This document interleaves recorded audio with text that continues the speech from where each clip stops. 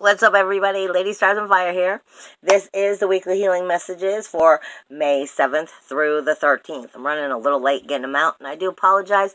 But for those who do follow the weekly healing messages, I just want to let you know, as you've probably already heard, I'm starting to do what I call the homework family readings. And it's going to be twice a month. So I'm doing more or less a zodiac reading through tarot and a little bit of astrology mixed together twice a month for every sign as I go through the zodiac readings. But as I do that, the weekly healing messages are becoming smaller or shorter so that we can get through them quicker and easier, make everybody's life a little bit happier and easier, and still get the info. So you'll see the transitions start to take place. I just wanted to make sure I said that. Now, I do have the Rune cast, and we'll go over it a little bit. I mainly have some information from Spirit this week, more than I do a whole ton of astrology. So I'm going to try to zip through that too. But I am still making those other videos, so please check my YouTube channel so that you can get your zodiac sign and what those readings are giving you. Before, though, I get into what Spirit is giving me for this week from the 7th through the 13th again. If you are into animal medicine, spirit guides, animal spirit guides, you may want to check out my podcast show I do with Hill Hippie every week. It's called Otherland Dreams. This week we're going to be doing animal medicine on the bat. So if that is interesting to you or something that you're wanting to hear about or learn or know about, you may want to check that podcast out.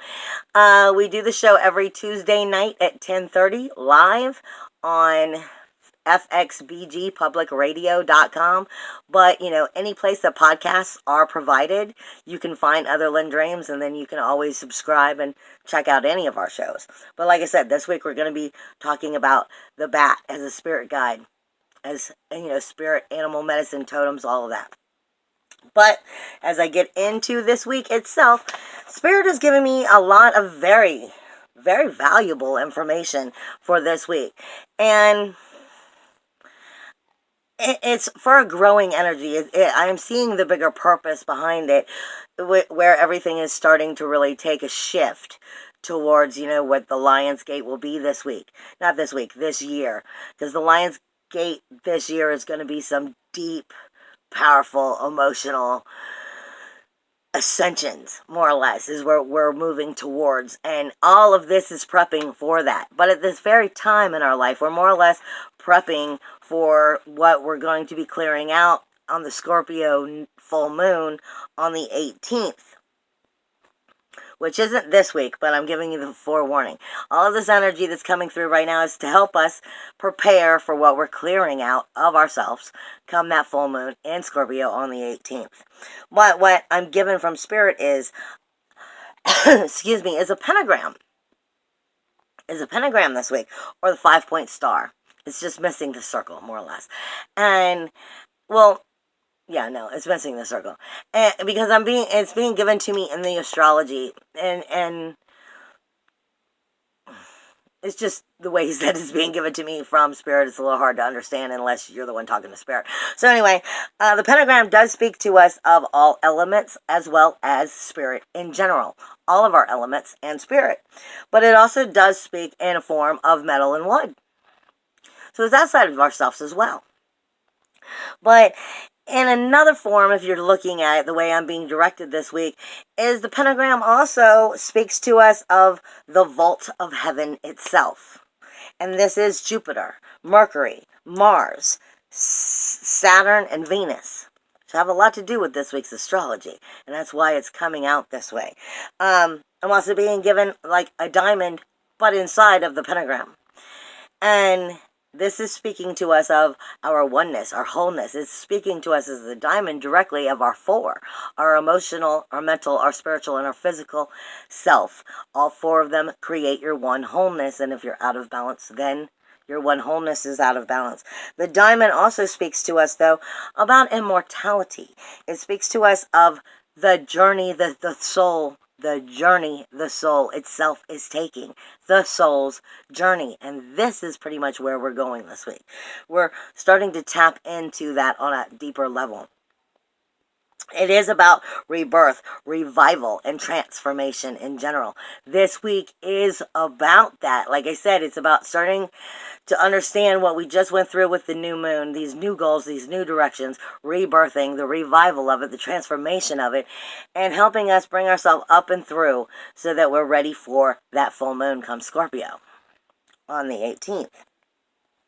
But Spirit gives me in Hebrew. Now, you guys know, if you've been following me for a while, I may turn around and pull something from Egyptian gods, and then I may pull something from the Bible, and it just depends on where Spirit takes me is what we're talking about. It's that simple. And what they're giving me for this week is Zadik. Zadik is Hebrew. And in a form, for some people, I'm going to describe it in a couple different ways, the best that I can, but still keeping it short enough and sweet enough to understand. Zadik can be, for some people who do tarot, the best way for you maybe to understand it would be the star card, because Zadik is the star card. It's the number that goes with that card. But it's so much more than that, because the star card is not always seen in that presence of what Zadik really is. It is the hook. It is the righteous one. It is also considered the bent over servant. The servant who gives, the servant who loves, the servant who cares. It is the little that holds a lot. And that might be hard for some people to understand. The little that holds so much, that holds a lot. We're talking in energy terms now. And if you don't get that, it might be also the feeling of carrying the whole world on your shoulders. See, if I take the Zadik and I go towards the information I'm given from the Kabbalah, it also speaks to us of the hunt. It is the world of rectification, is made up of all of the broken vessels from the previous world. Now, if you understand that at all, this is the job that is being given to you for this week. And, or at least given for you to start evaluating as you move forward on your soul's journey. Maybe not necessarily this week, but help you come into the right pathing, or helping you follow the path and understand on a higher vibrational level. Because the job is to seek out the fallen sparks from those broken vessels, to heal them and to rectify them. This is part of what Zadik is speaking of. It is the hunt for the potential. It takes us back to the alpha and the beta, which is also, the beta is the magician in tarot. But the beta is the vessel, the house, the temple. The temple is good for nothing if it's not connected to something. So the alpha and the beta must be connected to the alpha. Or what is your manifestation doing? Because you're not controlling it. Your subconscious is. Your unconscious is. This is what we're talking about. Coming into a higher consciousness. The temple must be connected to something. What is the something that it's connected to? Are you connected to the higher consciousness? Are you connected to the oneness? Are you connected to, I don't know how you want to see it, God, the gods, goddesses, the universe, the cosmos, however it is you want to see it, to the higher ascension, to the higher dimensions? This is what we're talking about, the alpha and the beta. Comes back to the hook. What are you trying to hook? Because if you're trying to hook, as the Zadik is also, trying to bring back the broken vessels and create the rectification, what are you manifesting? Because it's easy to manifest, especially when you don't know you're doing it. It's easy to manifest from the unconscious, but you don't really realize what you're manifesting. You may not be manifesting what you want. You may not be bringing to you the energies that you want because you're doing it from an unconscious level. That is, again, the alpha and the beta. and Hebrew alphabet, speaking to us of the two coming together. The vessel itself must be connected to the oneness, to the higher consciousness, or it can't manifest properly. It can't bring in what it truly wants because it's bringing in shit from everywhere. So we're learning how to rise above that and really focus on what it is we want and what we desire, is what I'm being told. And like I said, that has to do with this week. It does have to do with bringing us into what we're going to be clearing out and the energies we're going to see as we work through all of these energies that are coming up and into that full moon in Scorpio. But it's much bigger than that, really. It's going on a whole new level of all the way out to the Lion's Gate, which is in August, and it's going to be a very powerful one. But I'm not going to go that far just yet on you. Anyway, like I said, the most important thing is realizing all these energies at this time is coming in so that we can understand what we're supposed to be doing and how and the direction and what's no longer serving us. Again, taking us back again to the Zadik, which is the servant that's bent over. It is the righteous one. We're finding out how to be the righteous one within our own life, so that we can, move on in a more positive and healthy and healing way. But this week, in general, one of the most powerful things that is happening in astrology is Mercury is moving into Taurus. Mercury moved into Taurus on the 6th, which technically was yesterday. But here's the thing. Most of the time we hear of a planet moving, you got about a month there. No. Mercury is just flying through there. It is only going to be in Taurus for 2 weeks. It's going to be there, about 2 weeks. It's from the 6th to the 21st. It's like, and I'm gone. It's flying through Taurus. And Taurus is independence, individuality, uniqueness, freedom. Because Uranus is there speaking to you about your self-worth, your self-value, your self-esteem. And on the universal level, it's also speaking to us of, our possessions, like our small possessions, like your cell phones, the things that you care about, the movable possessions, and how you get and create money within that self-worth, self-value, and self-esteem. Mercury is flying through this energy on top of Uranus. Like I said, in just like almost 2 weeks. It's going to be gone and into Gemini come the 21st. So this energy is fast to give you the information and move on, because it more or less, it just doesn't need to stay. It needs to just do, and then it's going to be messing around in Gemini for a hot minute. So this information is going to come in very quick and loaded for you.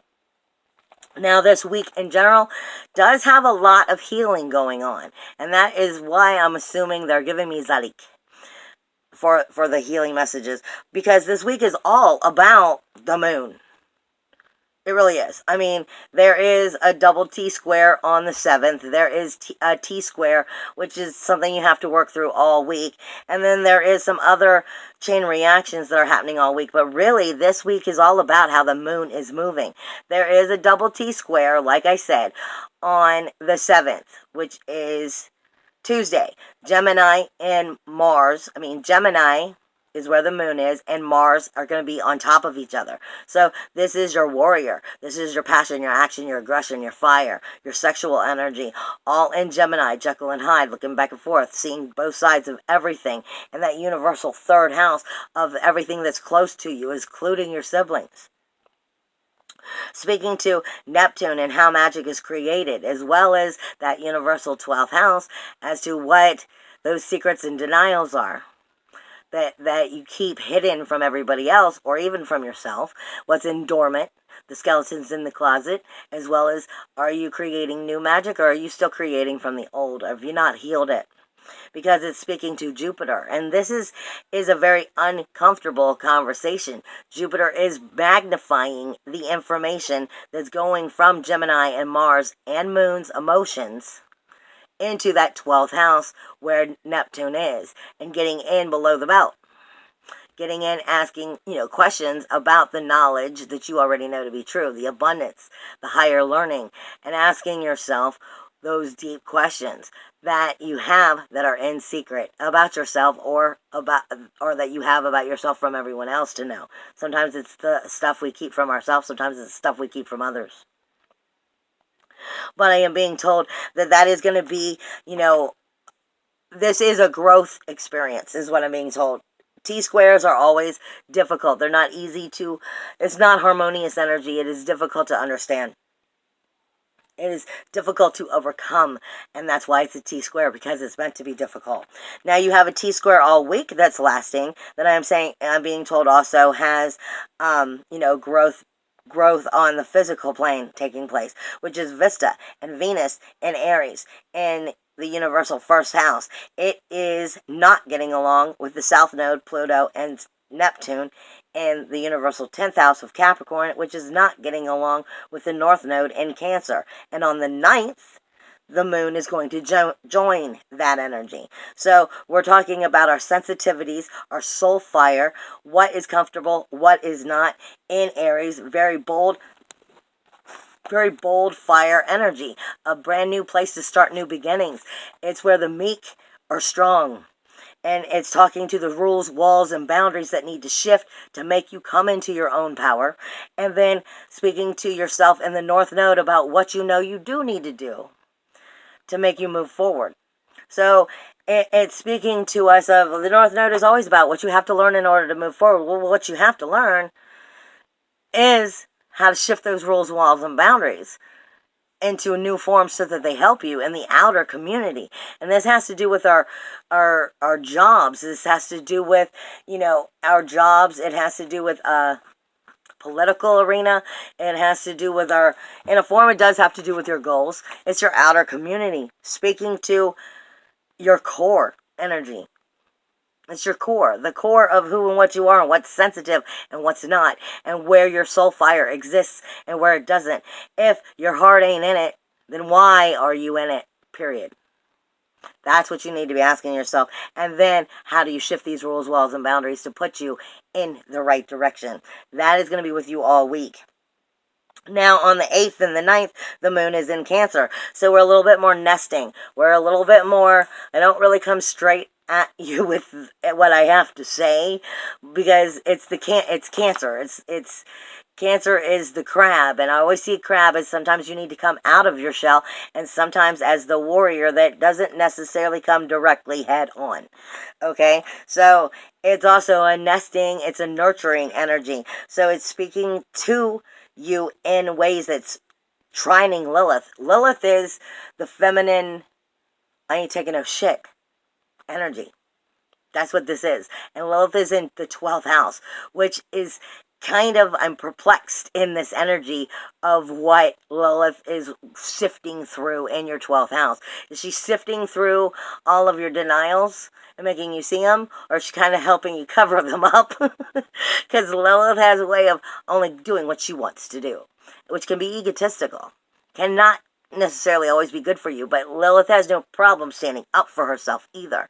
So it could be also of helping you clear out that stuff within your universal 12th house, where your secrets are, your denials are, the skeletons, the dormant information that you hide from yourself and from others.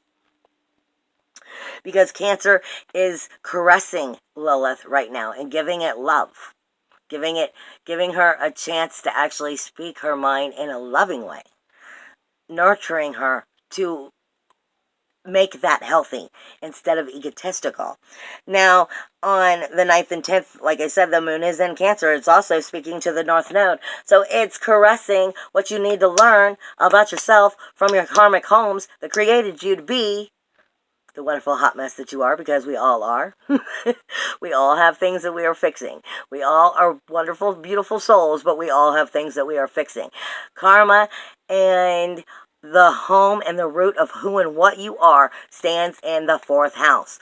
And that is also Cancer. So the North Node is trying to help you sift through what created you to be who and what you are, and where maybe those areas aren't exactly healthy for you, so you can try to steer them in a new direction. This is a positive energy, but this energy of the moon is in opposition with Mars in Gemini. No, it's squaring it, not in opposition, because it's impossible. But it's squaring it, which means, this Cancer energy that's nurturing is very much fighting Gemini's energy of Mars. Mars is the warrior. The warrior wants to win the battle. It wants to win the battle. It's your passion, your action, your aggression, your fire, your sexual energy. It wants to win. In Gemini, it sees both sides, and it really just wants the egotistical side. It wants to win the battle, where the other side is trying to heal. It doesn't want to play the healing game. I want to move on. Let's go. And that's where that opposition is. Not opposition, but the square feeling is. Then on the 10th, the moon is in Leo. And the 10th and the 11th is in Leo, and it's going to be squaring Aries at this time. So it's fire on fire, questioning Venus and Vesta, questioning your emotional, mental, intuitive self is questioning your sensitivity and your soul fire itself and the things you're creating. Is it being created for the right reasons? Is it creating for the egotistical reasons? Are you being the king of the kingdom and ruling the freaking kingdom the way you want? Or not? That's part of what this is coming down to. And it's also questioning that, it's questioning Taurus, which also has Mercury, like I said, that just moved in it with Uranus. So it's questioning your independence, your individuality, your uniqueness, your freedom, your self-worth, your self-value, your communication outwardly with the world within that self-respect. And the very beginning of the core energy. That king of the jungle is trying to go from within you, is going, well, the king has obligations. So what are you being obligated to? Yourself or the world around you? You always have to be obligated to yourself first. Because if you can't love yourself right, how are you ever going to love anybody else right and teach and set an example? The king of the kingdom is meant to be a good king. If you have a shitty kingdom, it's because the king is a shitty king. And if your life is not the way you want it, maybe you're not being a good king. It's that simple. Now, the moon is also going to be in Virgo on the 12th, which is in opposition with Lilith again. So here's your lie detector from within, your organizer from within, questioning every little thing that Lilith is trying to cover up inside of that universal 12th house. And then on the 13th, it's questioning from Virgo, again, Neptune. So it's questioning the magic that you are creating, and why are you creating it? Are you jumping backwards or are you jumping forwards? Which direction are you going? That's kind of the energies that's going on, because the moon has got a lot to say this week. Now, all week long, Mars is in Gemini, and Mars is in opposition with Jupiter. So your warrior, your inner SWAT team, your passion, your action, your aggression, your inner fires, your inner sexual energy, the sexuality about yourself and how you feel about yourself. In Gemini, within those close relationships to home and the siblings, and, your close journeys, like to the stores and stuff, things that are close to home in general. I am feeling a lot of Chiron energy and Sirius energy, like close to home healing is what I'm being told. Close to home healing. Also of the soul, close to home healing. It's fighting Jupiter. The abundance, the higher knowledge, the truth that the soul is trying to tell you. The ego is fighting it because it's the warrior. It wants to be the masculine energy that is creating. But is that the right energy is the question. It's also squaring Neptune all week. Like I said, it's getting into the magic and kind of keeping you on the nostalgia side of what you want to believe maybe was a little bit better than it was. You see what I'm saying? Making that 12th house start to seem a little bit more nice than maybe it was. So it's okay to maybe stay that way, when really it's not, because you're supposed to be evolving and moving up in ascension. And that's like a test or a question within yourself that's coming in. But Mars in Gemini is getting along gloriously with the sun. So it is able to make you, illuminate. It is able to help your core shine. It is able to bring, this energy out in you, because it's also in Taurus, the sun is. So speaking also, like I said, with those possessions, the self-worth, self-value, self-esteem, all of that is in the universal second house of how you create and bring money to you, and the small possessions. This is how you're seen.